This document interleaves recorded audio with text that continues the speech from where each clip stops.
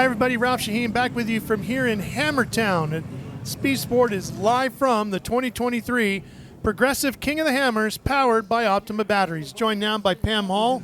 Pam, good to see you again here this afternoon. If there is one component on the race vehicle here that I think gets stressed out, taxed, most vulnerable to the environment here, is so gnarly, that is King of the Hammers, it's got to be tires. Tires are definitely key out here. Tire pressure is definitely key out here because they're driving through a lot of rocks.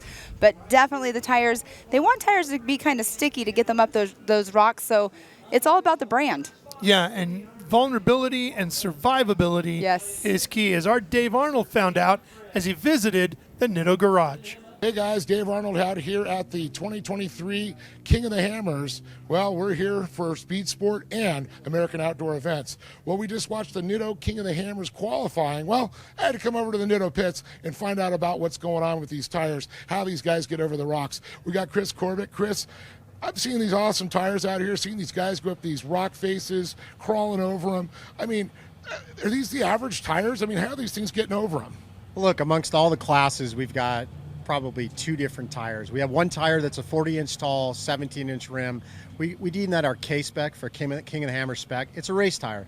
It's purpose-built, special compound, special construction, really for the 4400 class guys. Our next class is our 4800, 45, 4600, the Everyman Challenge tire. That's a 3717. It's just a DOT off-the-shelf tire. You can run down to Discount Tire, America's, Big O, any of our distributors, and grab that guy. So that's pretty cool to know that you just go into a store, get the same tires, that those guys are still doing all the same stuff that the big 4400s are doing. Yeah. That the Everyman Challenge is exactly what it says. Every man could challenge those rocks, and you could do it with the Nitto tires for sure. Now, what's the key to them? What's the tire pressures they run? Every racer's got a strategy. So I would say with a lot of the 4400 class guys, they range in pressures from the 22 to 32. Because as a tire heats up, it increases in pressure a little bit. Everybody has their secret sauce, so no two run the same. You heard it right here. Go check out Nitto Tire. Joining us now from Nitto Tires is Chris Corbett, who is the manager of Light Truck Tires. Chris, we were talking about just before the feature about how much tires get stressed here and how vulnerable they are in this environment at Hammers. What do you guys learn from racing here at Hammers? We take a lot of technical information out of here in compound development, in sidewall and core development. There's a lot of testing and development that takes on long before we hit the lake bed here. In this environment, you have rock, you could have mud, you could have sand, silts, rain, snow, and temperature variations, right? Yeah. So it could be 30 degrees, 27 degrees race morning, and it could be 85 in the afternoon. So, tires have that range that they work really well in. So there's a lot of trickery that goes into making sure that we have a product out here that fits and wins. As Pam mentioned, the tires have to be soft enough and sticky enough to get up and over the boulders and the rocks, but they have to be hard enough to survive. This is true. We have a tire for the 4400 class that we refer to as the K spec, King of the Hammer spec tire. When we first started, it was in this 12 years ago, it was all about a very soft compound. But as the speeds have progressed with the vehicles, we started out at 400 horsepower. We're tipping 1,000 horsepower in some of the cars now. We had to modify that compound from a soft compound to a little bit harder with a little more, trickery in the compound, so it didn't just tear away and go away. Too soft, it tears away. Right. There's a blend, right? There's a happy medium, for sure. Yes, and another thing I mentioned too was about tire pressure. Tire pressure is key. Yeah, exactly. That's one of our racers. That's probably one of our most asked questions. What do you recommend for pressure, right? So because you could start out in the morning and it could be 20 degrees, right?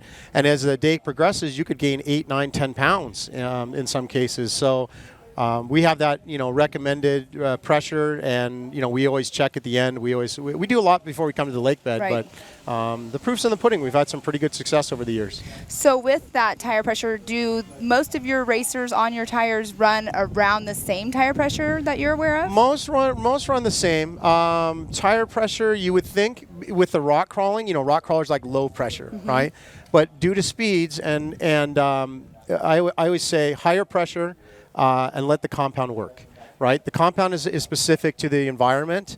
And the higher the pressure, the less chance of a sidewall failure or fatigue failure. So, and it's definitely different. I mean, everybody thinks 10 psi, 15 psi, but really the speeds you guys are running, they need the stability in the tire. Right, exactly, because they do go through a lot of dry lake beds, and they're getting up into the 100-mile-per-hour plus speeds. They definitely do not want a soft compound or a soft tire pressure. Yeah, no, very, very, very, very true. And you can't. Even the sidewall amongst all the companies, you can't really put a super thick sidewall because a sidewall is it's a radiator for a tire. It dissipates a lot of the heat that comes out of the tread. So we spent a lot of time in the sidewall development of ours as well. So. Yeah, you guys have a very wide variety of different tires over there too. So we do. How much of what you guys learn racing out here am I going to be able to go to my local discount tire store and buy and put on my Jeep or my Bronco or my Scout? Yeah, absolutely. The same tire technology compound that exists here today with the 4800 class is the same tire you could go to any tire dealer and purchase, whether discount tire, Big O tire, same tire, same technology. So all of our tires, not all of our tires, but a lot of our tires are made in north of Atlanta, Georgia, state-of-the-art facility where we deem it an Atom construction or spiral wound tires. So. But yeah, it is an off-the-shelf product. Our race tires are a little different. We bring them in as a specialty unit. So, but as far as the tread design, the overall, it's the same as any Jeep guy could go buy. And look, I want to look good going down the road too. So what's the latest in tire bling? I think all of our tires. One unique thing to Nitto is all of our tires we sell have two different sidewalls. So essentially it's a style treatment, but you might like one style side versus the other side. So it gives the customer a choice in what he likes, and it's been our hallmark of very unique sidewalls for sure. That's great. Interesting. I did not realize that. Yeah, we pioneered it 15, 18, almost probably 20 years ago. Oh, wow. So, that's why we have you up here, because you're the tire expert. I don't know about that. Okay, so if our folks want to learn more about what's happening with Nitto, whether it's for the street or for the race, where do they go? We have two great channels. One, of course, is nittotire.com, where you can find out all your specs, information, weights, everything. And then we have another property called drivingline.com, which is our external media company that we feature a lot of great partner builds. We do a lot of tire tech, and both of those, nittotire.com and drivingline.com, will get you hooked up with the best place to buy Nitto tire. Look good, perform great. Nitto Tires. Chris Corbett here with us. I'm Ralph Shane for Pam Hall. Stay with us. We're coming back to the lake bed for more.